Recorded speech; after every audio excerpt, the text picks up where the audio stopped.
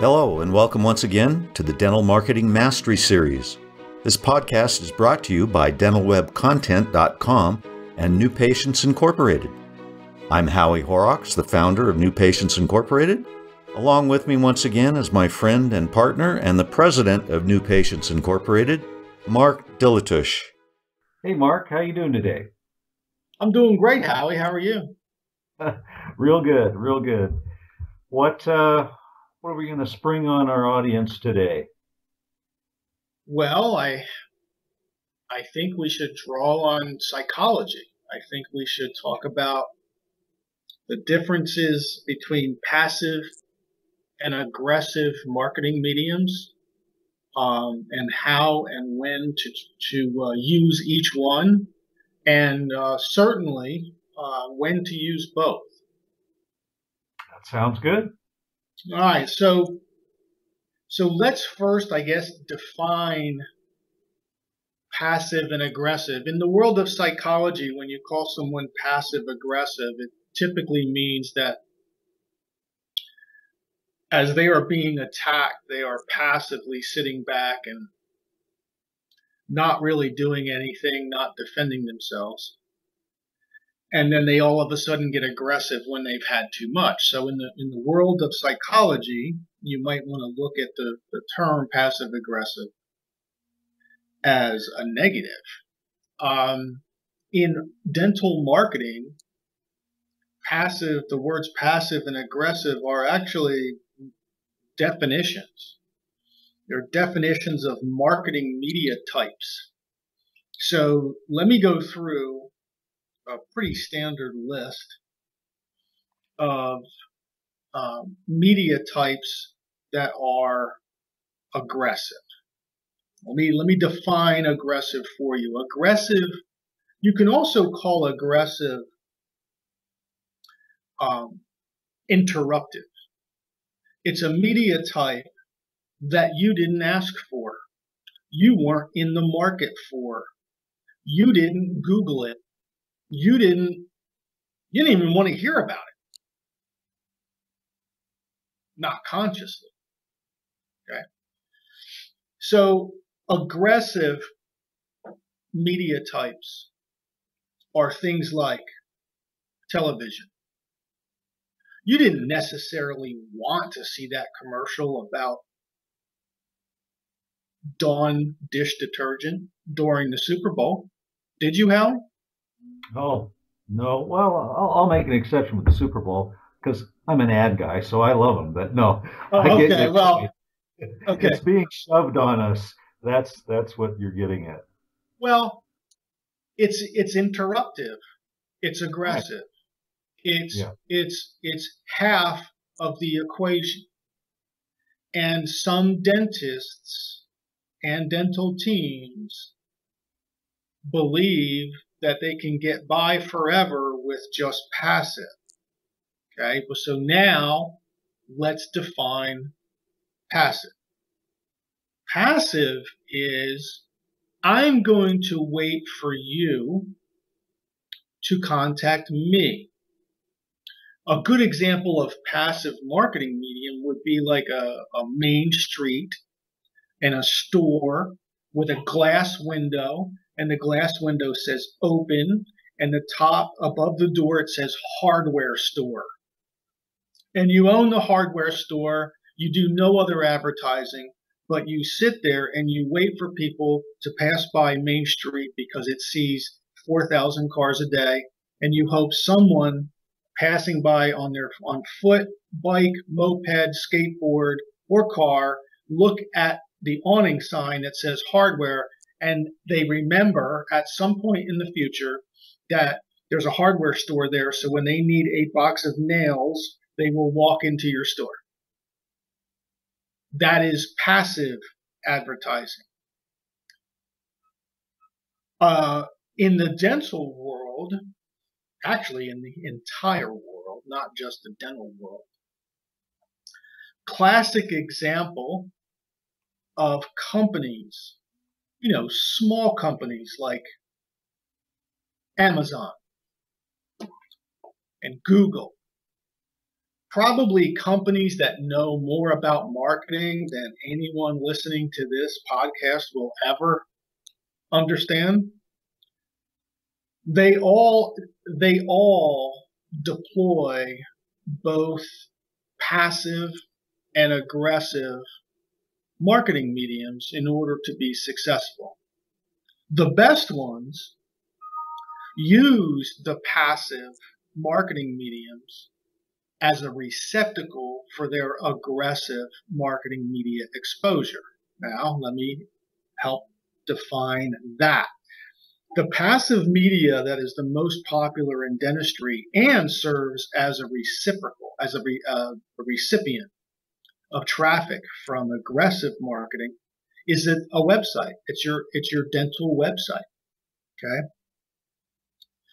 But your dental website, if you really look at it and define it for really what it is, it's a hardware store on Main Street. You build it, you put the glass in front of it, you put an awning on it, and basically, if you don't do anything else, you just sit there and hope someone finds it. Does that pretty much sum up what just a website is, Howie? Yeah, that's it. Exactly. It assumes no other efforts on the behalf of the owner to attract anyone. Exactly. Okay, so you take the next step with your website and you do what's called SEO, search engine optimization. Maybe you create a social media platform, and maybe you're on Facebook, Twitter, Instagram, what have you. You have a blog too. Okay. So you venture out a little bit from your Main Street hardware store, and you have these other places that you can promote your dental practice and dentistry in general.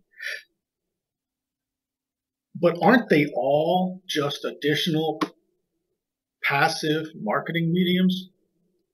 Are you interrupting anyone without paying money? Aren't you really still just sitting there waiting for someone who's looking for dental services to find you? Yeah, even if you've got a blog, you're waiting for somebody to read it. Right, exactly. You've got a Facebook page, you're hoping they'd stop by and take a look at it, right? Right, and if you do SEO, then what you're doing is you're competing for keywords and key phrases in a Google search, but still someone somewhere still has to type in that keyword or that key phrase. In other words, you're still waiting for them to become a dental customer, to need dental services before they maybe find you. Now, there's nothing wrong, obviously, with dental websites. There's nothing wrong with SEO. We have a world-class internet department here. We provide those services to hundreds of people, and it works great. I'm not saying it's wrong. I'm just calling it what it is. It's a passive promotion medium. Now, the best companies out there, the Amazons, the Googles, the Overstock.com, eBay, Yahoo, you can just run down the list of successful website companies, e-commerce companies, and what do every one of them have in common? They all used aggressive media types to drive website traffic to their passive website. I know I'm calling Amazon.com a passive website, and they probably have more traffic to their website than any other website on the planet.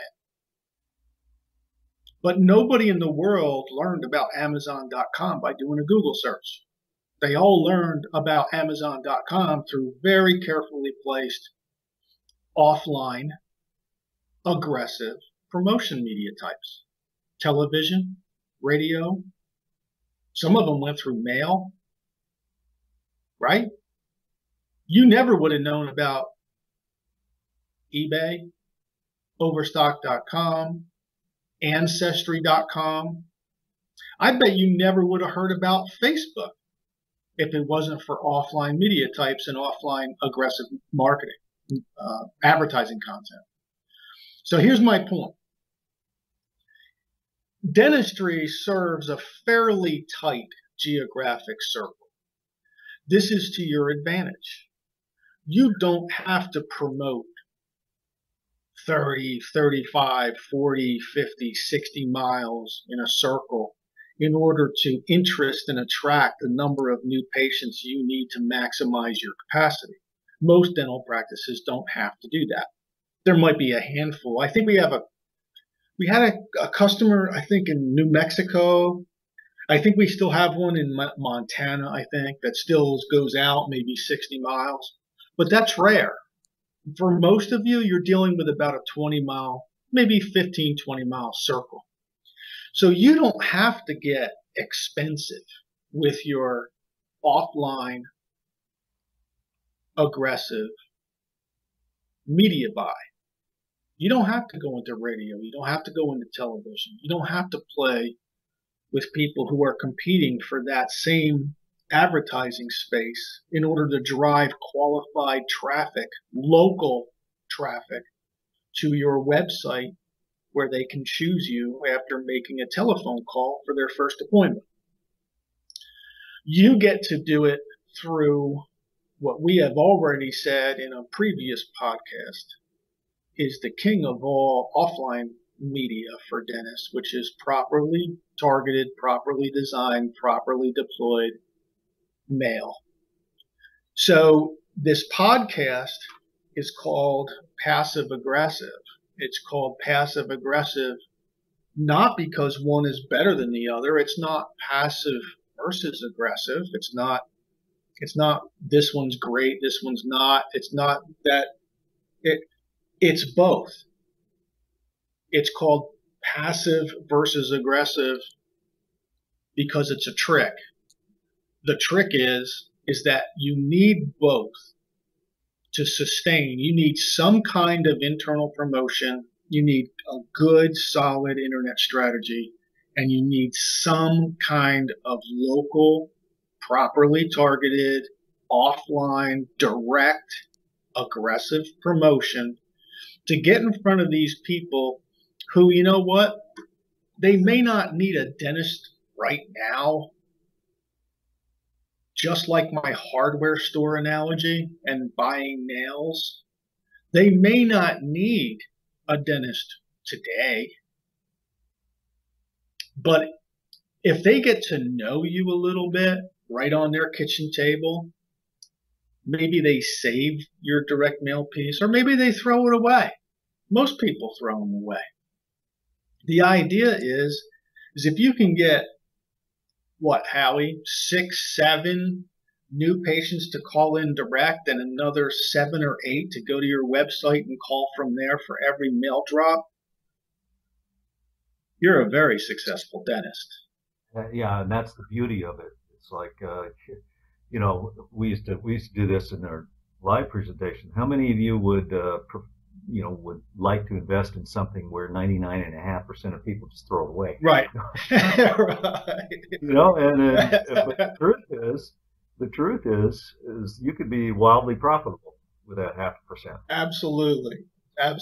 So you only need a few patients to pay yourself back for your expense on your aggressive marketing.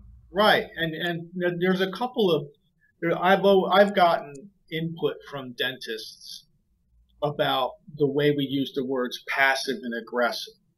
It's funny, you know, aggressive dentists don't like the word passive, and passive dentists don't like the word aggressive.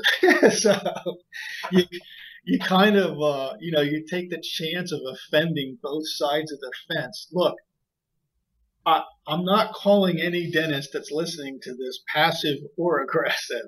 And I'm not saying that a radio ad or something, an aggressive media type puts you in a bad light professionally, because it doesn't. There's a million. Here's what we mean when we say aggressive external offline promotion. Basically, it's a list of the wonderful benefits of today's dentistry that you provide. That's what we mean by aggressive. By aggressive, we mean interruptive. Mom is doing something else right now, but we're going to teach her about the wonderful benefits of dentistry that you provide. And about 10 or 15 of those moms are going to react either immediately and dial the phone, or many of them are going to go to your website and call from there. And there's probably going to be 4 or 5 of those moms that take that and put it in their takeout menu drawer because they're going to need a dentist, or maybe they're not really happy with the one they have, or maybe their husband's a pain in the butt and she can't get him to the dentist, but maybe something she read says that this dentist might be for her husband, or maybe even her mom and dad. Maybe they have loose dentures, and maybe there was something in this piece that said something about implants. Whatever the issue is, she may save it and pull it out 6, 8, 9 months from now. Now, Howie, how many times have we heard the story, I stopped a year ago and I'm still getting phone calls? Oh, yeah. How many times have we heard that story over the last 20 years? Yeah, we've heard it a lot. Right. We've even heard it, I stopped mainly 3 years ago. Right. I know. Got a call today from, the lady down the street, and she's ready to go now. Right. Exactly. Now, here's my point. My point is that if you simply rely on passive promotion mediums, if you simply wait in your hardware store on Main Street for people to walk through your front door and ding that little annoying ding bell that goes off when you walk into a hardware store on Main Street, if you're just sitting there waiting for that to happen, you're not going to be nearly as successful as you would be if you did both. If you had your internet strategy all set up and you kept feeding it, feeding it through consistent, properly targeted, properly designed, properly deployed external offline promotion. It's the way every other large business you've ever seen on the internet became successful. They did not do it simply by throwing a website up and raising their hand and saying, I'm here. They did it both, passive and aggressive. So passive and aggressive from a psychological standpoint, my advice would be to seek counsel. But from a dental advertising standpoint, being or having a passive and an aggressive marketing machine, that's what it takes. That's what it takes to have that machine, that marketing, the marketing engine that is consistent, one that you can count on, one that you don't have to change out every other month, one that you don't have to worry about changing companies every 2 or 3 months or 6 months or 12 months. Something that it's like the Energizer Bunny. Just keeps on ticking and ticking and ticking and ticking. That's what it takes, both passive and aggressive marketing mediums, along with internal. And we've been saying it for years. That's your foundation. Howie, you got anything else to add? Oh, I think that's a very good descriptive podcast there. I hope anyone listening takes it to heart and employs it in whatever fashion they need to. It's often hard to feel like you're interrupting somebody, but really you're trying to do them a favor, to draw their attention to the benefits of, and really miracles of modern dentistry. And that's the way you do it. Yeah, I think that's good too. That's a good point, Howie. I think if you're being a schmo and you're saying, if you're the cheap tire warehouse in town and you're constantly barraging everybody in town with tasteless advertising, well then, yeah, I would agree. But if you're distributing the benefits, the incredible, sometimes life-saving benefits of today's dentistry, you're at that point, you're the informer, right? I mean, it's only going to elevate the perception of your dental practice in your market. It's certainly not going to erode it if you do it properly. So until next time, that's this podcast, passive versus aggressive. It's a trick question. You should do both. So Howie, I'll see you for the next podcast. Okay, thanks a lot. We hope you've enjoyed our podcast today. You can find more podcasts on our YouTube channel, on Stitcher, and iTunes. Also on our websites dentalwebcontent.com and newpatientsinc.com.